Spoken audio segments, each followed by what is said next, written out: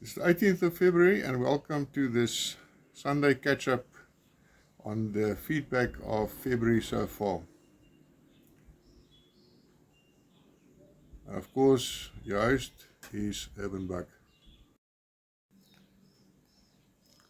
The stats for February so far has got us at 15 attacks, and it's not going well. We're halfway through the month, and we're sitting at that figure already. We have noted 3 people being murdered on farms in South Africa. This statistics this month also include an attack in Namibia on the farm of Krumhoek, 40 kilometers south of Windhoek. Then 2 days, 2 attacks, and I'll discuss that in a minute, and then also a discussion on the fake police in South Africa. Some good news for you this afternoon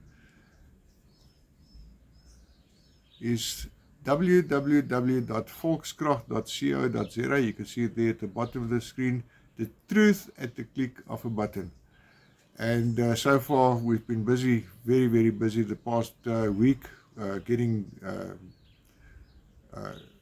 articles out, and some of them quite hefty. We're digging deep and we're getting a lot of truth, and the truth is at the click of your fingers. Volkskrag is already being read in something like 12 countries, and we've got a language choice on the website. If you look on the website, you will see there's a little flag at the top right, I think, onto which you can click and you can select the language of your choice. There's a total of 13 languages on choice. www.volkskrag.co.za, the truth at the click of a button.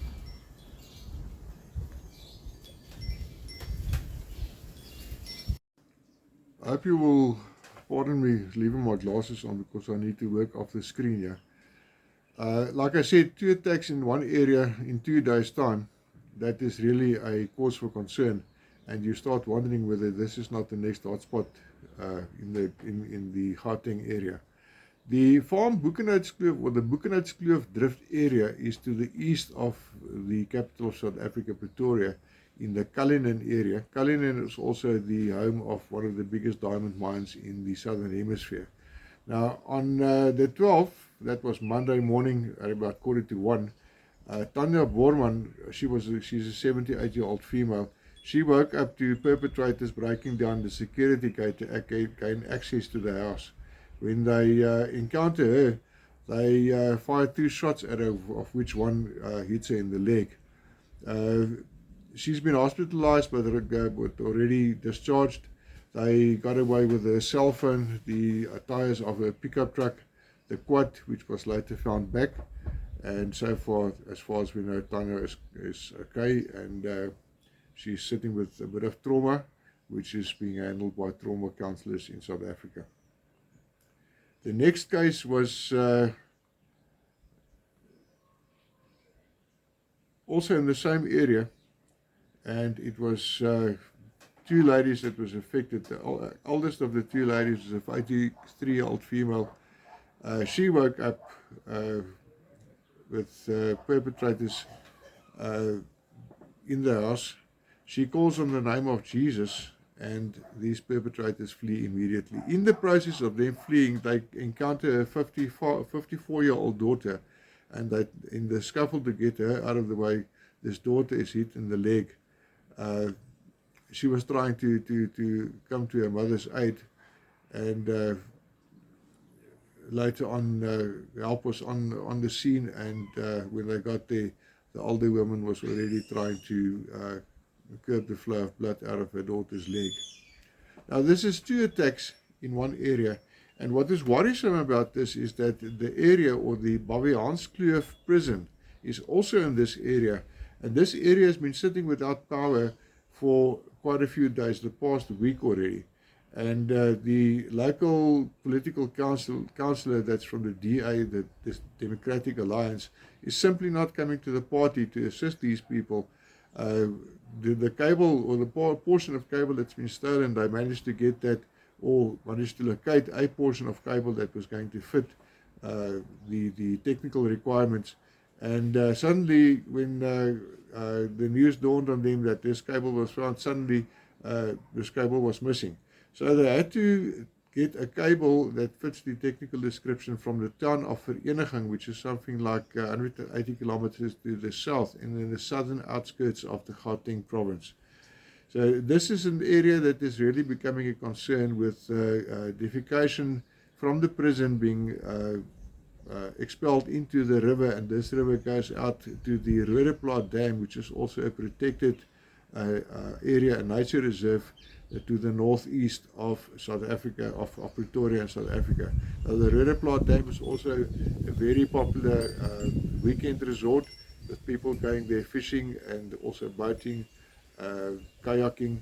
So this is really something that you don't want to a facility like that.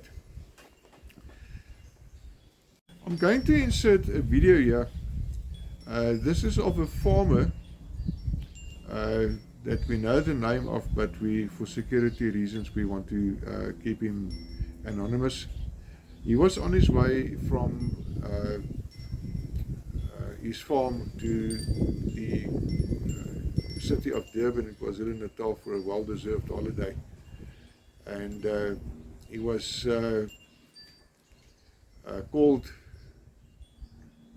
He was instructed to pull off the road by a vehicle with blue lights, and when he stopped, he was assaulted, severely assaulted by these policemen. Now,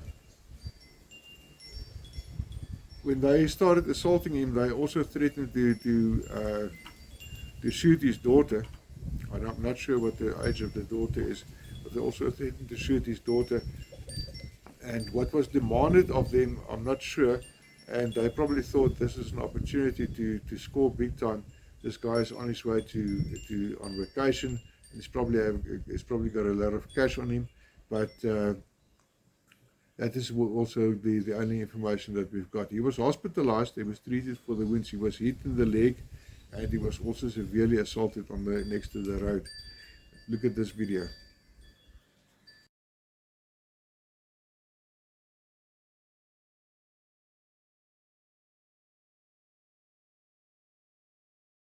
Now, fight blue light brigades or blue light activity is not a new thing in South Africa.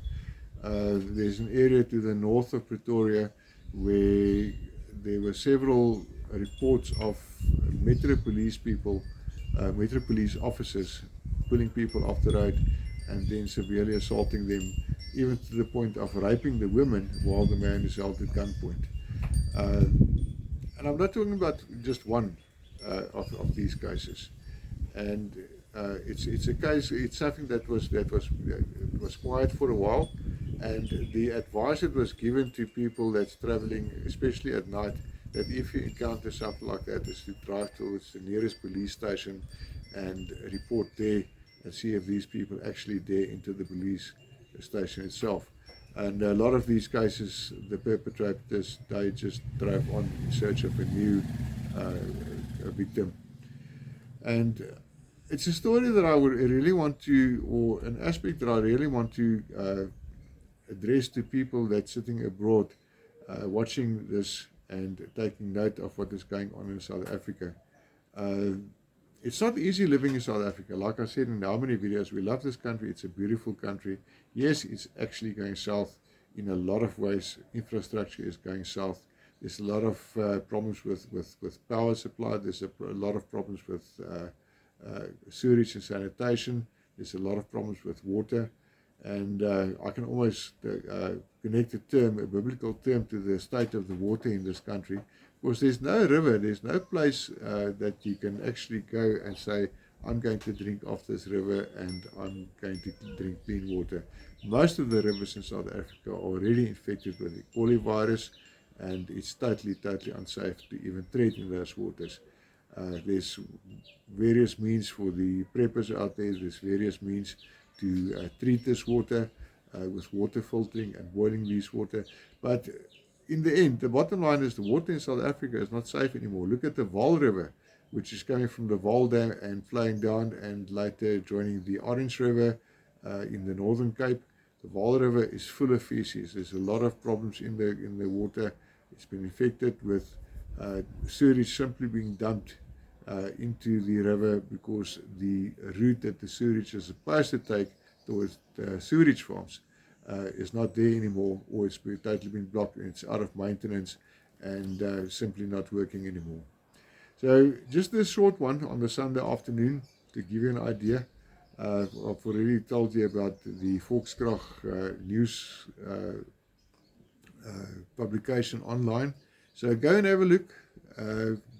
One of these days there will be a subscription facility and also a notification facility where you can subscribe, select notifications and get a notification immediately if the next message drops.